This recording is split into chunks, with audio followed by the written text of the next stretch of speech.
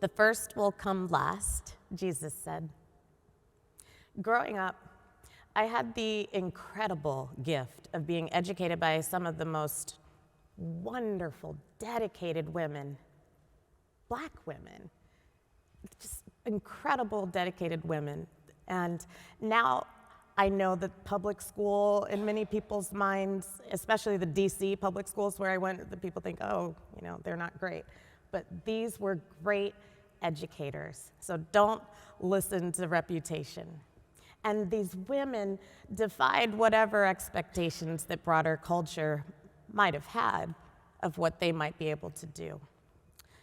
And part of how they became such great educators was just that they loved us. Because yes, they were brilliant, but they loved my classmates and they loved me, even when we acted up, even when some of us brought in whatever problems may have been happening in the outside of the classroom into the classroom. And these classrooms were overstuffed with students, but they loved us and they managed us. And so just as a little shout out, I want to shout out Ms. DeLorem and Ms. Freeman and Ms. Howell and Ms. Judge and Ms. Knight and Ms. Ellis. Those are my teachers, 1st through 6th grade. Our principal, Ms. Greer. These were great women, and I want to thank them. One of my classmates, who is now the Dr. Constance Lindsay, does a lot of research on education and especially the achievement gap amongst children, particularly along racial lines, and building off of the well-established research that teaches us that children's academic success can be measured by their performance around the 4th grade. In other words, you can test a child's reading skills in the 4th grade and understand pretty well. You can predict how well they're going to do in high school, whether or not they're going to go to college, how much money they're going to earn. All that pretty much is established by the 4th grade, which is stunning and serious and crucial data. So Dr. Lindsay and her colleagues have done some beautiful research on the why behind all of this, especially the why of how this becomes stark and true for Black children. And here's what she's published. There's a direct correlation between who teaches our children and how well they perform. And to be a bit more scientific about this, a racial or ethnic match between the child and at least one of their teachers has a predictive effect on a number of things. Now, why am I talking about any of this in this sermon? The other day, right here in the sanctuary, we had another moment in our growing collaboration with the largest African American family organization in America. It's called Jack and Jill. And it holds a special place in my heart because my grandmother, my Nana, Mae Frances Bailey, was part of the movement that began the organization in the first place in the pre-civil rights years. And in the context of church, Nana was just very faithful. She was the first lady of Dixwell Avenue Congregational Church, United Church of Christ in New Haven, Connecticut. And Nana was the person who, when I was finishing elementary school, encouraged me and my first cousin Talia to work with our grandfather to prepare for Christian baptism. And he did baptize us, and he was and is deeply influential in my ministry. You hear me talk about him all the time. This week, I'm not talking about him. I'm going to talk about her. So, as I think about this illustration of faithfulness, if you walk the streets of New Haven, particularly amongst folks of a certain age, you're going to meet countless people who will have incredible things to say about Mae Frances. Some because of her ministry at Dixwell Church, but most because that ministry spilled out into her work as one of the main reading specialists in the New Haven public school system. And I can't tell you how many people I've run into who love to offer testimony about how my Nana, Mrs. Edmonds, taught them to read. And it wasn't just that she taught them this critical skill. What stuck most with them was that she stuck with them. Nana would never give up on them. She studied and she learned techniques to maneuver through the many ways that children learn. She would never write them off like so many other people did. She would work with them to figure out how to get them this critical skill so that their lives could get where they needed to go. And while she did this, she affirmed her deep faith and her deep belief in the inherent dignity and worth of these children. Nana may not have seen the research about fourth graders or their correlation between their current and future success. What she did know from the roots of her soul was this: if she gave up on the children, if she didn't work with these children of God and see that even though the system would, here's how it's coming back, even though the system would put them last, if she herself didn't put them first, then the world would last them for the rest of their lives. Last, I know, is not technically a verb, but it is a phenomenon worth noting, especially in church. So I'm going to use it as a verb today. Systems, patriarchy, supremacy, capitalism, fascist regimes, dictatorships, other regimes of inequality, they all thrive by means of the verb of last, which I imagine we all know, as did Jesus, who wanted no part of it. By his measure, the first comes last. So it's interesting. In our passage from Matthew 19, Jesus says all of this in response to his disciple Peter's very interesting question. I don't know if you noticed it. And you could argue that Peter was almost like the first disciple in terms of his importance. But anyway, Peter is basically like, okay, dude, we've given up everything for you. What are you going to do for us? What will we get in return? What's it going to be like for us in heaven? Or, as the text says, what then will we have? And in response to Peter's question of basically like what's in it for us, Jesus does give some promises to those who have left everything to follow him. But those promises of better things are to be accompanied by a warning. The good things that we seek won't follow the regular social order. Last will be first, and first will be last. Don't expect the norms. That could come across as a promise, which it is, but it is also a warning and a mandate. And I'm going to let you in on what may be a little bit of a secret. When Jesus talks about how things are going to be, how things will be, he actually wants them to be like that now. It's not something he's like, oh, I wish one day. He's like, no, this is how it should be right now. And so he wants us to know that if we follow what he's saying, then that is a way to please God. And we can make things function in a way that comports with God's vision for humanity by thinking of how we put the last first. This is God's vision for humanity. And he's giving us an incredibly clear and challenging roadmap to the experience of heaven on earth. And here's a way to understand this in more stark terms. If one has and the other has not, that's not God's will. If one has at the expense of another, that's not God's will. If for you to get, someone else has to suffer, that's not God's will. Capitalism may depend on that. But capitalism teaches that the first should be first and deserves to be first and must be first.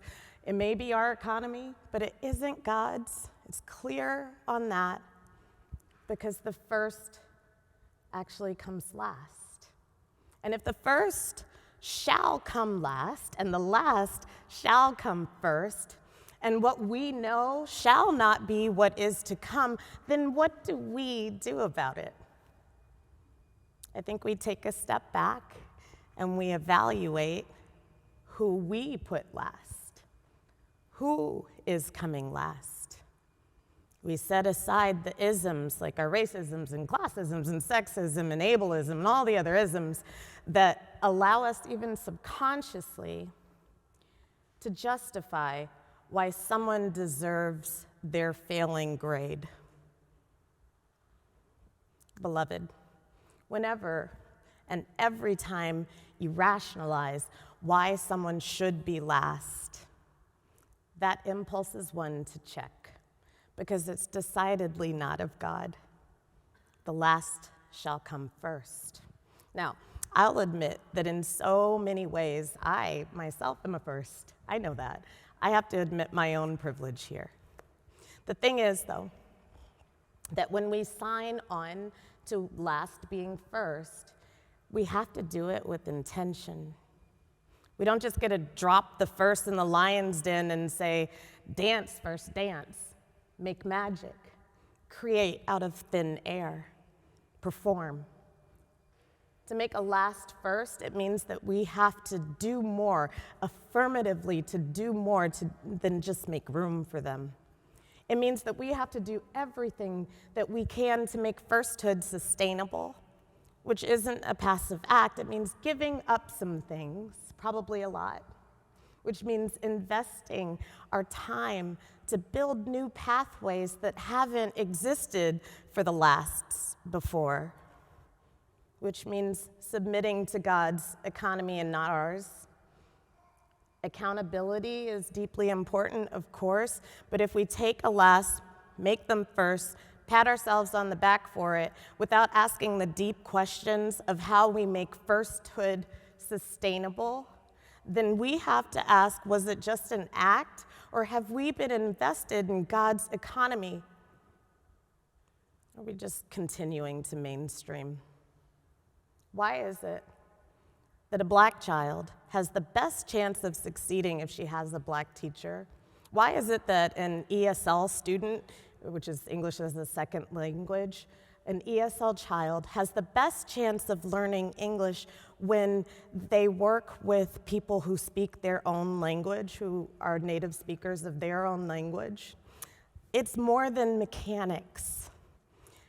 And I think this is why Jesus brings us this challenging mandate in the first place.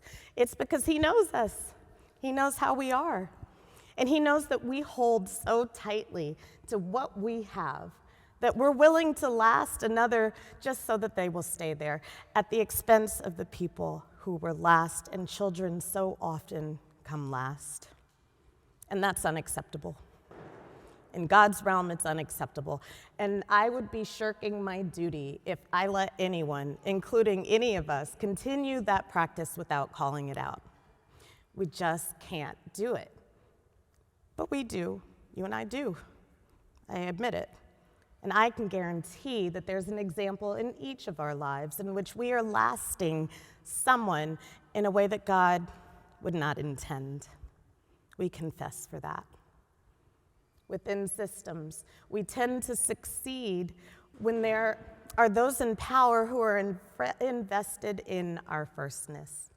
And I believe that's the spirit behind the statistics. There will be people who will say you matter, and then there will be those who will make sure that you matter. Not once, not just saying it, but forever. So far, that tends to be our own people, and that's why DEI matters so much. Malign the phrase woke as much as you want, but know that it comes from a very Christian concept, keeping awake, being alert to what God would have us to see. And understand this, all of us do God's will when we make sure that firstness is true not just for our own, though that is a start, but for every single child. Child of God, all of you, you matter. And as followers of Jesus, it's our job to make sure that your life reflects that that the first shall be last and the last shall be first. And today there are children who are dying. I don't understand it, but there are active shooters in our schools. There are kidnapped children in Gaza. There are victims of war in Gaza and Israel and the West Bank and Ukraine and so many other places as wars that shouldn't be continue. There are victims of terrorism. There are victims of states. There are children living in hunger and extreme poverty. And there are children who are lasted here, there, and everywhere. But the first shall be last and the last shall be first. And for that to be true, nothing about what holds the strongest power can stay in place. It's true. Jesus knew it, and we need to as well.